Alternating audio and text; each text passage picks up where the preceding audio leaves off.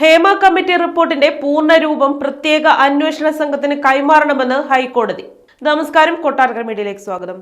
Hema committee റിപ്പോർട്ടിന്റെ പൂർണ്ണരൂപം സിനിമയിലെ ലൈംഗിക അതിക്രമ പരാതികൾ പരിശോധിക്കാൻ സർക്കാർ നിയോഗിച്ച പ്രത്യേക അന്വേഷണ സംഘത്തിന് കൈമാറണമെന്ന് ഹൈക്കോടതി. റിപ്പോർട്ടിന്റെ പൂർണ്ണരൂപം പ്രത്യേക അന്വേഷണ സംഘത്തിന് 2 ആഴ്ചയ്ക്കുള്ളിൽ കൈമാറണമെന്നാണ് കോടതി നിർദ്ദേശം. അതേസമയം ഹേമ കമ്മിറ്റി റിപ്പോർട്ടിൽ സർക്കാരിനെതിരെ അതിരൂക്ഷ വിമർശനവുമായി ഹൈക്കോടതി. ഹേമ കമ്മിറ്റി റിപ്പോർട്ടുമായി ബന്ധപ്പെട്ട ഹർജികൾ പരിഗണിക്കുന്നതിനായുള്ള പ്രത്യേക ഡിവിഷൻ ബെഞ്ചിന്റെ ആദ്യ സിറ്റിംഗിലാണ് സർക്കാരിനെതിരെ ആഞ്ഞടിച്ചത്.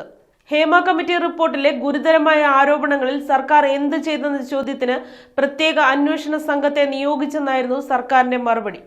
എന്തുകൊണ്ട് സർക്കാർ അടിയന്തര നടപടി സ്വീകരിച്ചില്ലെന്ന് ഹൈക്കോടതി സർക്കാരിനോട് ചോദിച്ചു.